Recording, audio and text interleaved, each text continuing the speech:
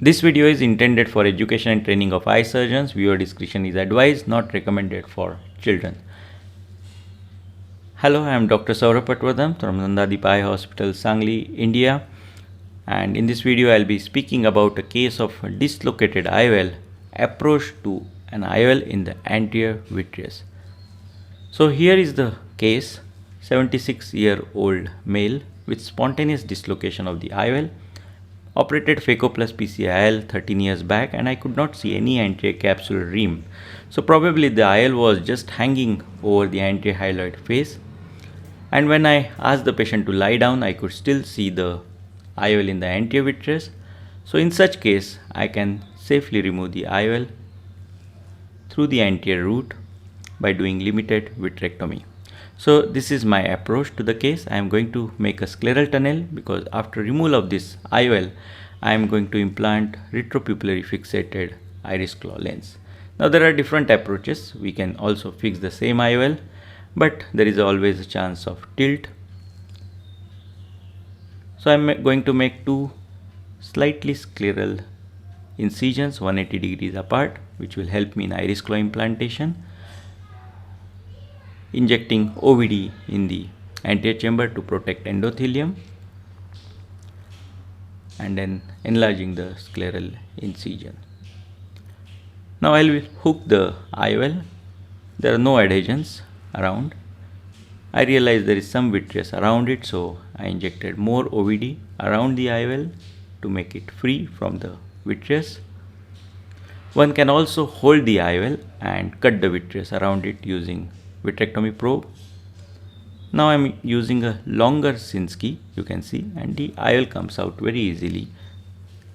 And I found little bit of vitreous there going along with the IOL, so I decided to do limited vitrectomy around the IOL. Once this anti-vitrectomy is complete, I am going to inspect periphery of the retina. For that I use the non-contact wide angle system, and I am going to use these small scleral incisions for endoillumination. So I will indent the periphery of the retina and examine it thoroughly 360 degrees. Another approach is to use 3 ports and do complete pars plana vitrectomy with PVD induction. That is also another approach, but for IOLs which are in the anterior vitreous and not dislocated completely, I generally do not do complete pars plana vitrectomy unless I find some lesions which require further treatment or if there are any breaks.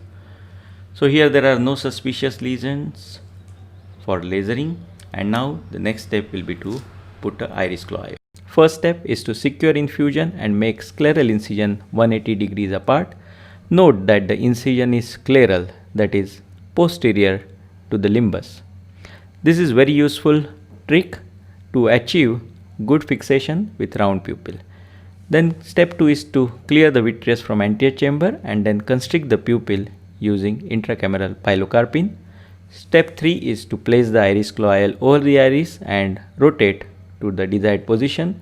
Coat the endothelium with OVD. 10-0 nylon can be used to thread right-sided claw. It is useful for beginners as it avoids dislocation of the lens into vitreous cavity. Now place the 27 gauge cannula through the side incision. Note that the incision is scleral, and first place the cannula so there is no struggle later to serge the small opening when you are holding the iris claw IOL. Next step is to insert iris claw IOL holding forceps. Hold right at the center of the optic. Avoid pressing the posterior lip of the incision to avoid AC collapse, and stop the irrigation at this point to avoid iris coming out through the main incision. Now the next step is to push the left side haptics under the iris and enclave. Don't worry about shallowing of AC, there will be some shallowing. Push the 27 gauge cannula straight posteriorly to avoid cat's eye. Scleral position of the incision helps in avoiding dragging of the pupillary margin away, and check the strength of the enclavation by slight pull after doing the enclavation. Now release the IOL and bring the forceps out very carefully, caring not to drag the iris, and do not pull it hurriedly Otherwise, you may damage the iris in the process.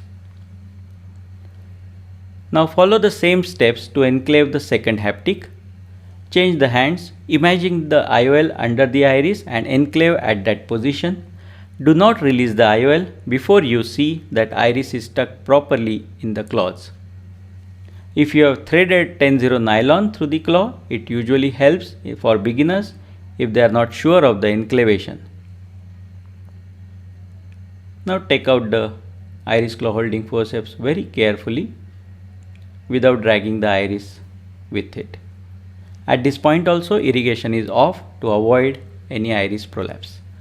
Now clear the OVD behind the IOL, clear vitreous if anything has prolapse, and then do a small surgical PI, which is helpful in avoiding pupillary block glaucoma in the postoperative period. Once you have done all these steps perfectly, what you get is a nice round pupil and well fixated retropupillary fixated iris claw IOL.